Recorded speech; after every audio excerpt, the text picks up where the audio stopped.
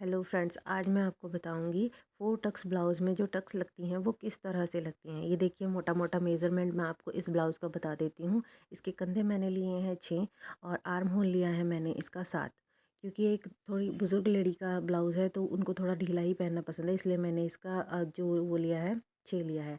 आधा इंच ऊपर चला जाएगा तो इसलिए 6.5 ही बचेंगे आर्म होल। ये देखिए, इसका सीना जो है 9।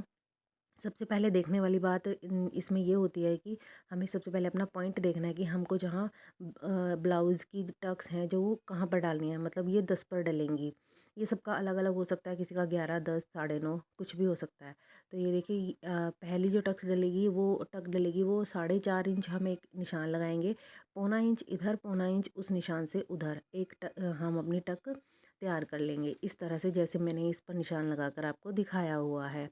और ये जो टक्स हैं, ये सब हमारे जो पॉइंट हमने लिया है 10 पर, उससे हम 1.5 इंच दूर रखेंगे, जैसे कि मैं आपको दिखाया हुआ है। इसमें आपको समझ आ रही होगी जो मैं कहना चाह रही हूँ।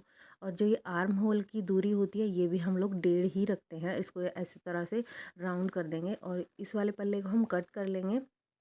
ये पिछले वाला पल्ला था, इसमें ऐसे ही टक डलती हैं। जो वो एक टक डली है वो ही दूसरी तरफ टक हम उसको डाल देंगे। सेम ऐसे ही 2 टक पीछे डलेंगी और ये पिछले वाला तैयार हो जाता है। और इस पल्ले को हम इस तरह से अपने बाकी बचे हुए कपड़े पर रखेंगे ताकि हम अगले वाला पल्ला कट कर सकें। और इस तरह से आप करेंगे तो कपड़े की वेस्टेज भी नहीं होती और 1 मीटर में बहुत अच्छे से ब्लाउज़ तैयार होकर हो निकलता है। तो ये देखिए, अब इस तरह से हमने इसको रख लिया है।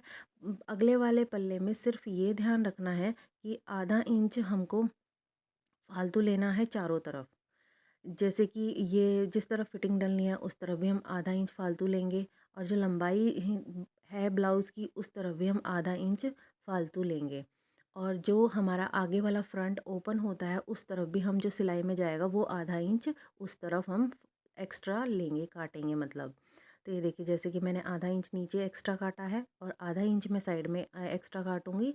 और आधा इंच ही आप देख पा रहे होंगे मैंने इस तरफ सिलाई के लिए रखा है।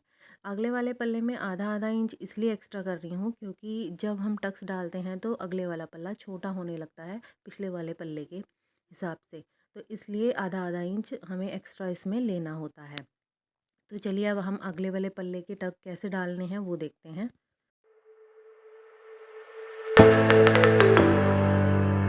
तो ये हमारे दोनों पल्ले कट कर तैयार हो गए हैं और ये फ्रंट वाला पल्ला जिस पे मैंने निशान लिए हैं, अब मैं आपको बताती हूँ ये किस तरह से मैंने इनको लगाया है।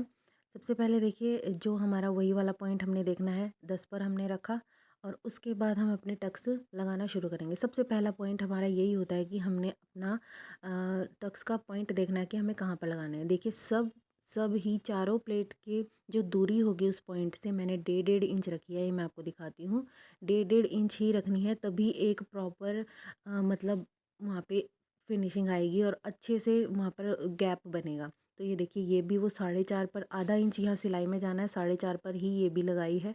और ये देखिए, 1.25 इंच उधर रखा है, 1.25 इंच इधर, ये 1.5 इंच की हमारी एक टक सबसे पहले नीचे वाली, ये इसकी दूरी भी 1.5 इंच हमारे पॉइंट से। तो अब हमारी एक टक पूरी हो गई। दूसरी टक हम रखेंगे, ये रखते हैं हम 3.5 नीचे से, जिस लंबाई में हमने 3.5 रखा। और ये हम जो ये वाली टक रखेंगे, हम बहुत ही बारीक सी टक डालेंगे, ये हमारी आधा इंच से भी कम डलती है। तो ये दूसरी और ये अब तीसरी आर्म होल की शेप देने के बाद अगले पल्ले में इस तरह से हम आर्म होल को शेप देंगे। और इस शेप के बिल्कुल बीचों बीच ही हम अपनी एक निशान लगाएंगे। ये देखिए, जिस तरह से लगा हुआ है और आधा इंच की ही ये वाली टक डलेगी। और इसकी गले की लंबाई 7 रखी है, तैयार होकर ये 6.5 हो जाएगा और चौड़ाई 2.25 है।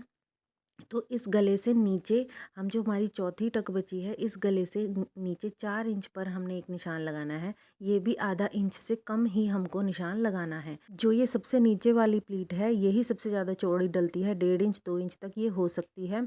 इसी से कमर पर अच्छी फिटिंग आती है। अगर मेरा समझाना आपको अच्छा लगा हो तो प्लीज़ लाइक करें, मेरे चैनल को सब्सक्राइब करें। Thank you for watching.